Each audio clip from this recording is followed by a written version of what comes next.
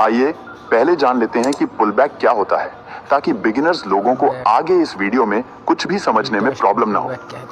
दोस्तों, pull back एक ऐसा मोमेंट होता है जब मार्केट या स्टॉक का प्राइस टेम्परेरीली अपने मेन ट्रेंड के ऑपोजिट डायरेक्शन में मूव करता है। अगर मार्केट अप ट्रेंड में है तो पुल बैक में प्राइस थोड़ा नीचे गिरता है, और अगर डाउन ट्रेंड में है तो प्राइस थोड़ा ऊपर जाता है। इसको यानी कि पुल बैक को शॉर्ट टर्म करेक्शन या पॉज भी कह सकते हैं, जिसके बाद प्राइस फिर से अपने मेन ट्रेंड को फॉलो करता है। उदाहरण के लिए जैसे मान लीजिए प्राइस यहाँ पर अप ट्रेंड में मूव कर रहा है, और इस अप ट्रेंड मार्केट के दौरान जब प्राइस इस तरह से ट्रेंड के अगेंस्ट में थोड़ा सा मूव करता है और उसके बाद फिर से अपने ट्रेंड को कंटिन्यू कर देता है, तो इसी प्रोसेस को हम pull back, retracement, correction, pause या फिर टेम्परेरी रिवर्सल कहते हैं, जो कि बहुत थोड़े समय के लिए होता है।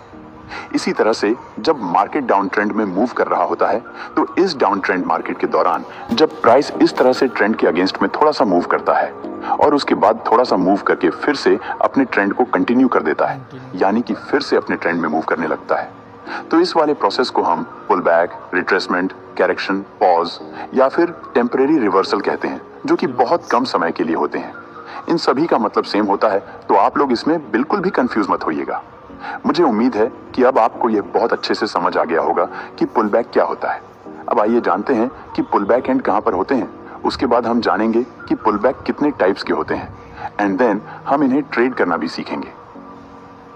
तो पुल बैक्स मेनली 4 जगहों पर एंड होते हैं।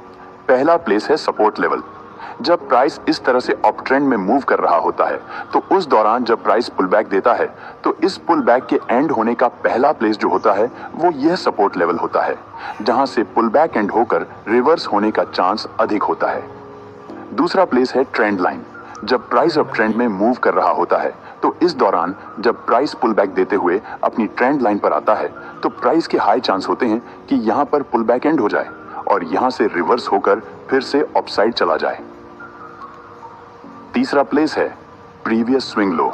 जब प्राइस अप ट्रेंड में मूव कर रहा होता है और इस दौरान जब प्राइस पुल बैक देता हुआ अपने इस प्रीवियस स्विंग लो तक आता है, तो हाई चांस होते हैं कि पुल बैक यहां पर एंड होकर रिवर्स हो जाए और ऊपर चला जाए। चौथा प्लेस है फेयर वैल्यू गैप्स। जब प्राइस अप ट्रेंड में मूव कर रहा होता है और इस दौरान जब प्राइस पुल बैक देता हुआ अपने किसी फेयर वैल्यू गैप के पास आता है, तो हाई चांस होते हैं कि पुल बैक इस फेयर वैल्यू गैप पर एंड हो जाए और उसके बाद प्राइस यहां से रिवर्स होकर अपसाइड चला जाए। इन चारों पॉइंट्स पर पुल बैक के एंड होने के हाई चांस इसलिए होते हैं